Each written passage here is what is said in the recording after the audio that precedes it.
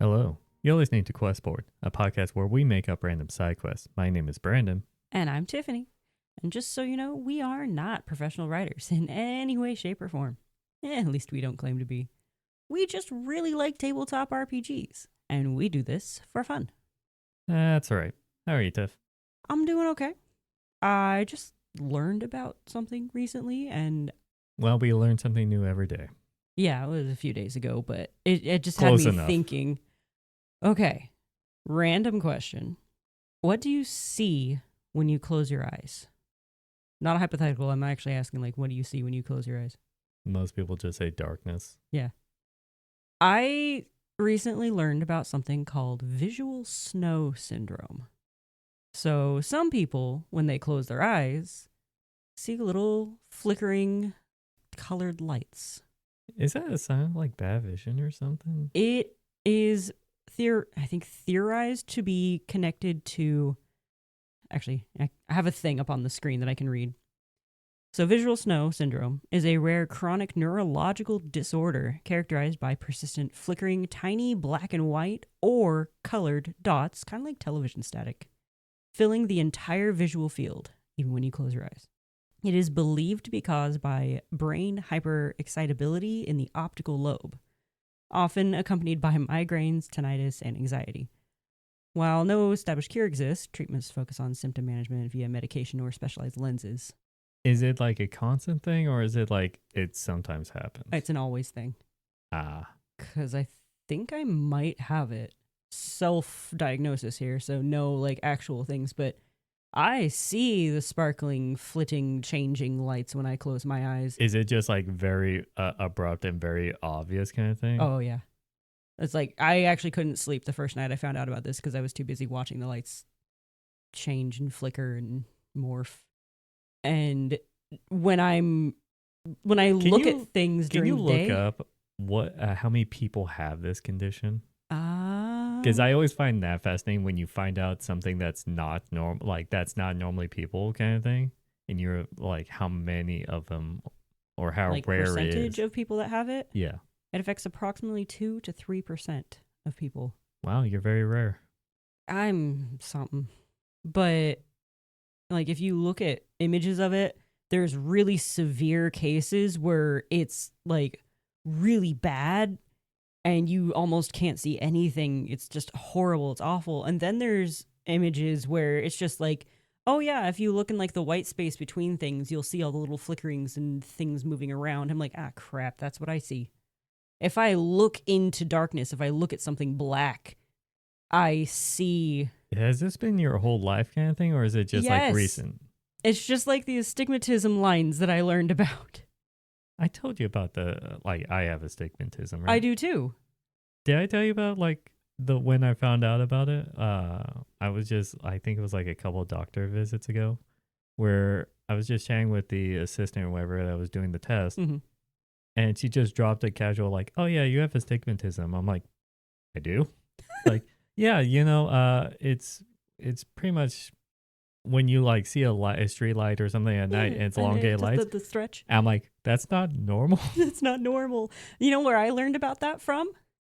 A meme. Where someone had a picture of the lines and then a picture of not the lines. And I'm like, whoa, wait. Other people don't see these lines? Well, the problem is, too, when you take photos, the photos of those lights at night have the exaggerated line. That's your why camera has astigmatism, I guess. I don't know. And so I thought, oh, that's what everyone sees, is because like even photography creates that effect. Yeah, because it's cool looking.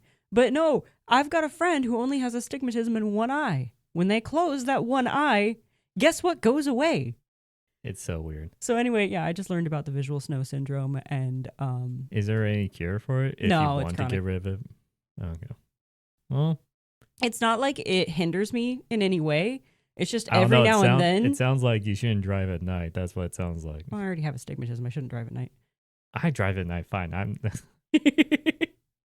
I will defend astigmatism. But for that, where it's like you see dusk or lights dawn, and dots and all that stuff during Yeah. night driving, it sounds way worse than having astigmatism. No, I don't have it as bad as some people do. Oh, okay. Yeah, I only have the just minor, like, I don't know, something going off in the corner of your eye, or just like it's not It's the hindering static my monster vision. in the darkness. Yes. It's not hindering my vision in any way. It's just, ooh, a shiny, like a little tiny thing floating off in my vision. Interesting. Yeah. So that's what blew my mind this week. Well, you're more likely to have aphantasia where you can't see images in your head than you are to have that condition. So, congrats. Yay. Yeah, no, I just thought that was normal. Yeah, I'm sorry, but no. So, yeah. I'm sorry. I've learned 2 people that I know in my life has aphantasia, and I find that way more fascinating. Nothing to Understandable. downplay yours. No, that 'Cause, one, like, for that them, one flabbergasted me too. I ask a bunch of questions and all that stuff to understand their perspective. But for yours, I'm like, cool, but I don't really have questions for you because I could imagine just like, oh, where you see things, you just see somewhat of a stag. Like, I imagine it's similar to when you see the dots when you have like a heat stroke kind of thing. I don't know if I've ever gotten that far in my life. Okay, well, back in college, me and my friends were stupid. Well, we would have 2 versions of a game, one in summer and one in winter, called the heat game or the cold game. Oh, gosh.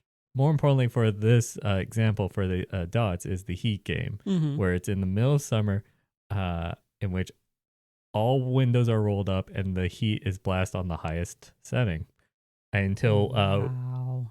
last man standings, last man taps out. Usually it's better when it's 2 people so that it can end immediately when someone taps out. Yeah. But sometimes we've had 3 people in the car, in which usually my sign of when I tap out is when I start seeing the dots. Fair. I'm like, okay, because of motion sickness and all that is like, it's not good to have that stack with it. Right. And so yeah. that's when I tap out, and then we just blast, like switch to the AC and blast as high as possible just to compensate. Honestly, though, blasting your heat in the middle of summer is actually good for your car. Oh, yeah. It's good for the car, not good for you. Yeah, I found that out when my radiator started going out. And then the cold game was the opposite, where yeah. it'll be snowing out and all windows down. I'd tap out so fast on that. No jackets. T-shirt only. Men, this is why women live longer. It's so funny. It was college where we're like, okay, let's go get pizzas. And so then 3 idiotic college guys walk into the pizza place. It's snowing out, and we're just walking with T-shirts. Wow. Oh, God. Anyway, we're here to make a podcast. Yeah.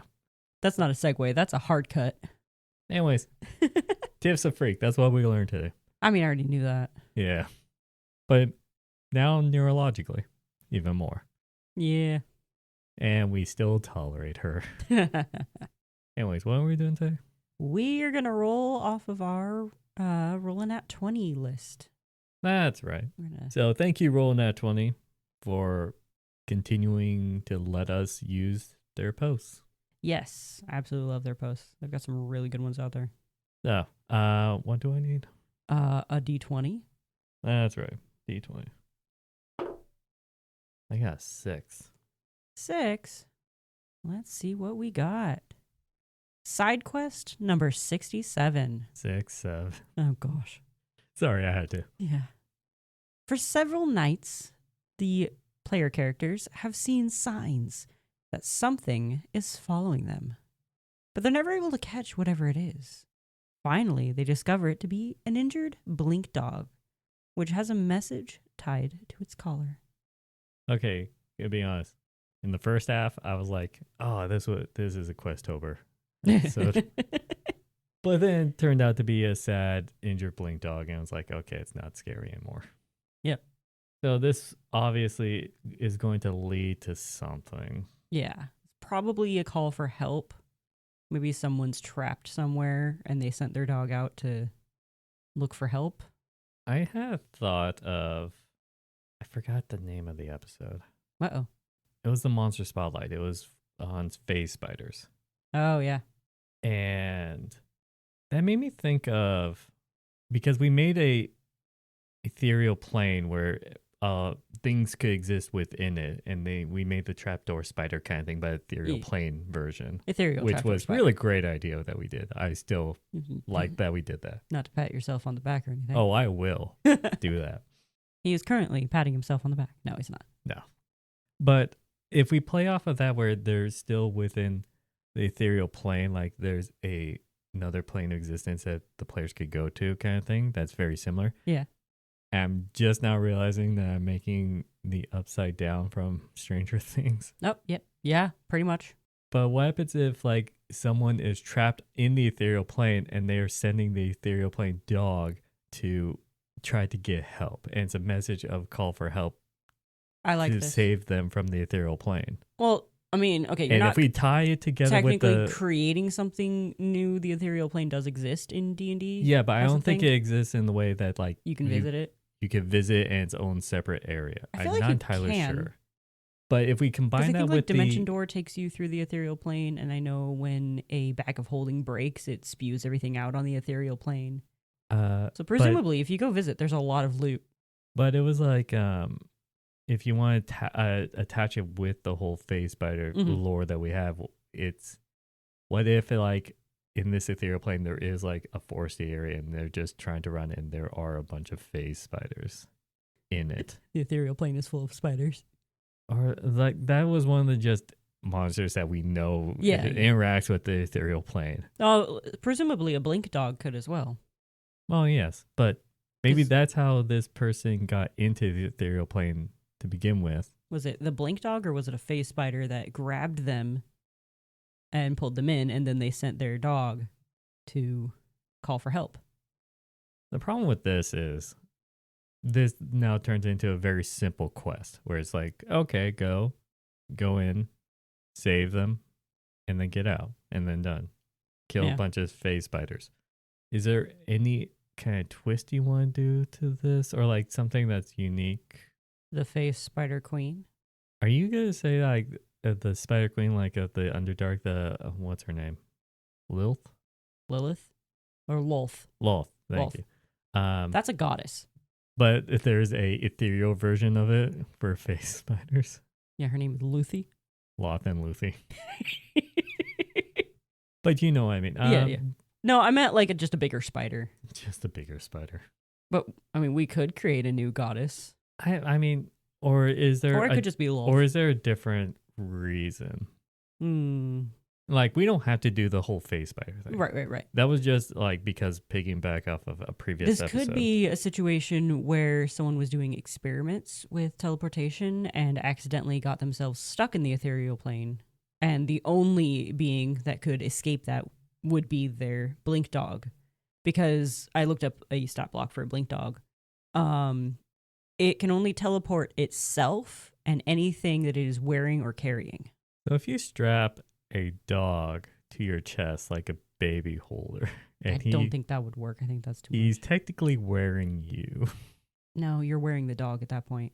At what point is it where you are wearing it rather than it wearing you? I think you are wearing it if you are still able to walk. Come to Questport for the philosophical talks. Yeah, I think it counts as being worn if you can still like walk around while wearing it. Well, if you wear a full-plated, super heavy armor, Yeah. and you can't really move around, you can't move at all in it, you're Yeah. still wearing it. It's just you're immobile. Anyway, I don't think a blink dog can take another sentient being with it. Nah. Okay. It says any equipment it is wearing or carrying. So I don't know. A person could be considered equipment. maybe if they're dead bodies are items. Yeah, I know. That's so weird. Oh, there's your escape. The person has to cast feign death. Oh, no. How about this? He found the dog while in the ethereal plane. Oh, and befriended it. Yeah, it wasn't, he didn't know the blink dog before. Okay. going. What happens if he's one of those few adventurers or something like that think, oh, yeah, this will be funny.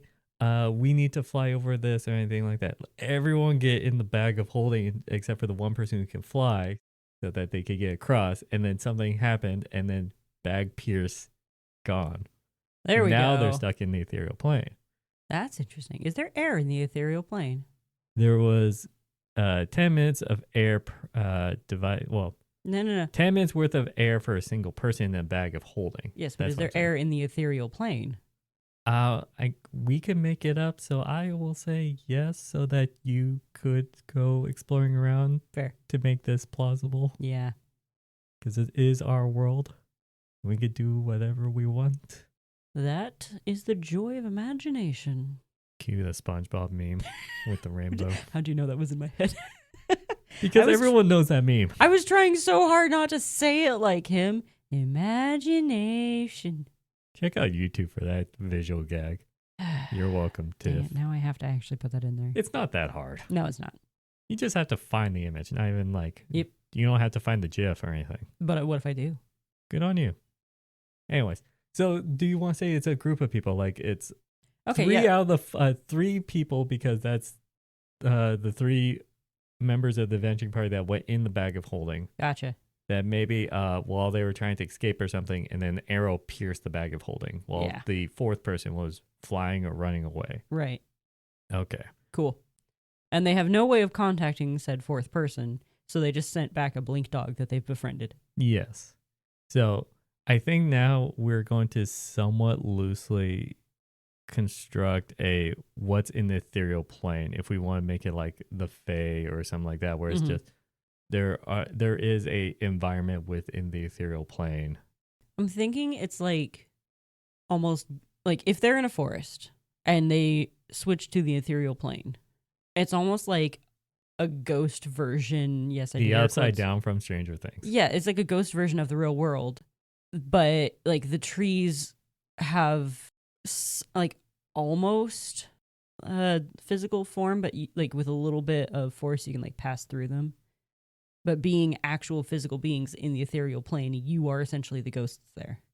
So it's a place okay. where ghosts and ethereal beings So- can have physical contact with items, but you being the physical being, you are now the ghost there. So anything that's naturally has the ethereal connection Yeah. would just interact just fine with everything. Right. Everything would just be a physical item to them. They have to walk around trees and things like that. But you, being physical in this non-physical place, can walk through a tree. You just kind of feel it like you're walking through. Oh, you Curtains know, or you want something. to do a small like additive thing. Go on. Small, quote unquote small. I was just thinking like, just take the elf race, because there's always different variants on elf races. Mm-hmm. But make it where it's like this elf race lives in the ethereal plane. Like there are a tribe of like a small civilization of purely Ethereal elves. ethereal elves, in which either held hostage or basically maybe is like hostile or something like that towards this party, because outsiders or something like that. Right. They're not And so used to people it creates this visiting. threat. Yeah. Maybe they've taken that party captive because they see them as a threat and they don't know what to do with them. They don't speak common or anything, or they don't speak any language that people on the physical plane speak. Yeah, and if we want to set it where these ethereal elves do not cross at all, Yeah. this is purely like they're not even aware of Is the there like ethereal an plane. ethereal language? I have no idea, Well, but if they guess what? We just made it now. Yeah, it's like if they speak a language, it's called ethereal because that's just fun. Or something cool sounding that I don't feel like making up right Ethereal now. common. Yeah. Like undercommon. Ethereal. ethereal. common, Yeah. Sure. And so they're not even aware of the other planes. Maybe they see people from the other plane as ghosts.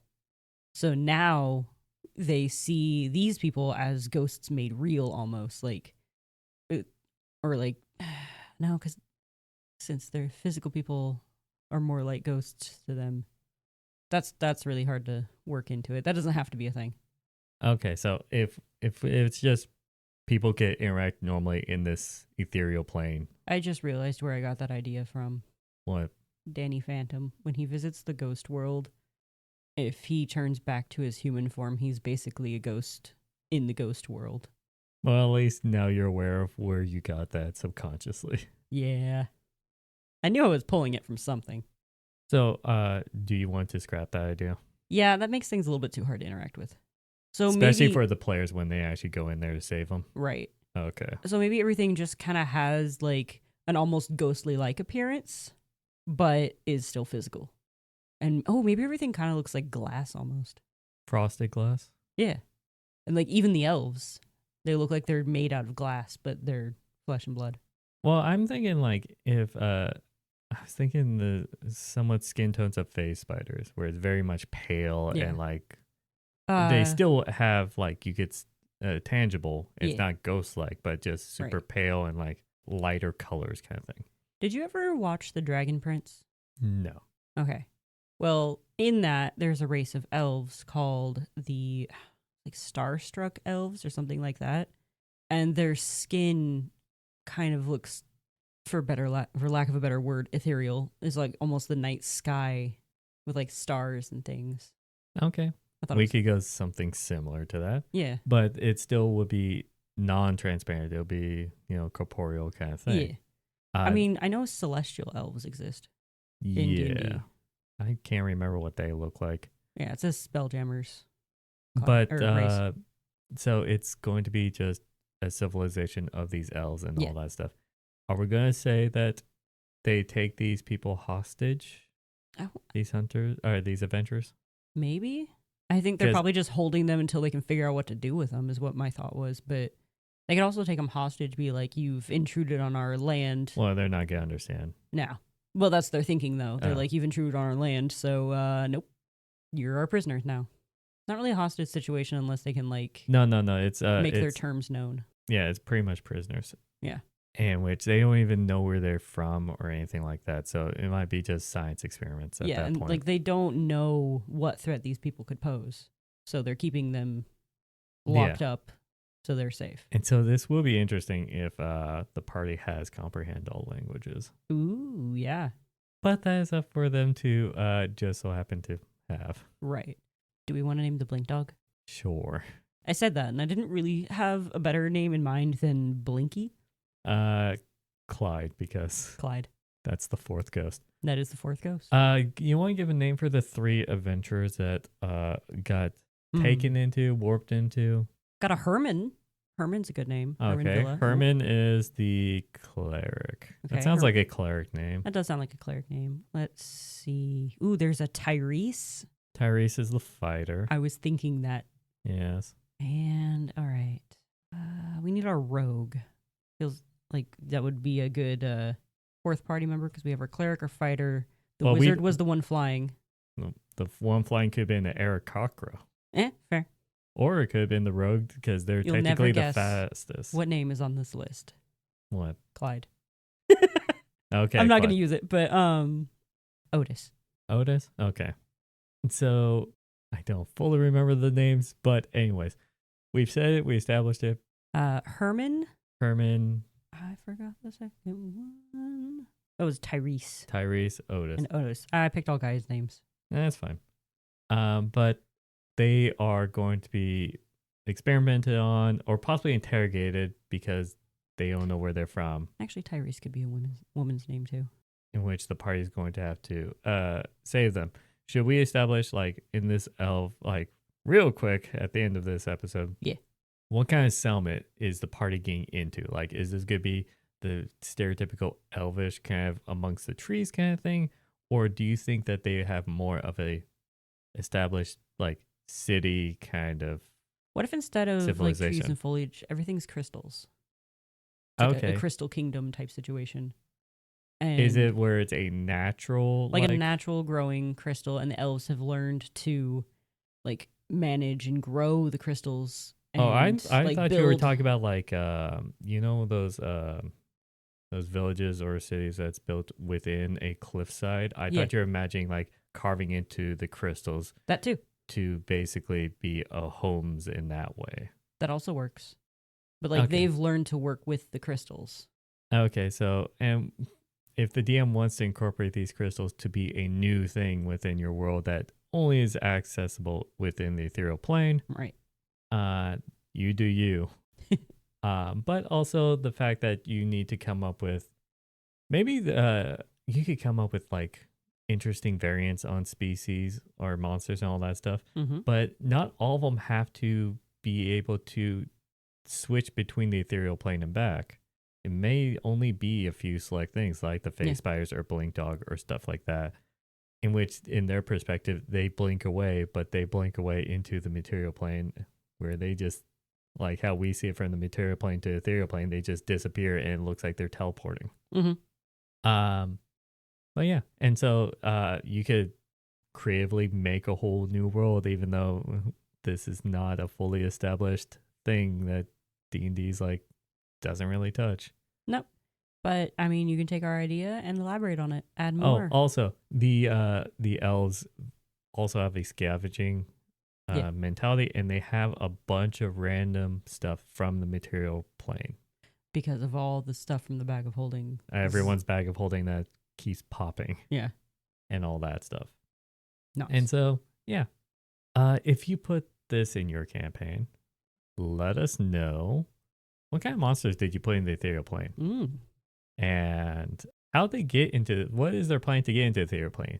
Is it everyone getting a bag of holding and then you pay some random villager to stab it afterwards? That's a way.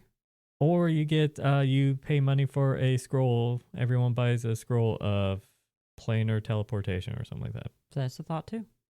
Whatever their plan is, their wacky plan, let us know down in the comments of this YouTube video on X at QuestBoardPod or on Blue Sky QuestBoard.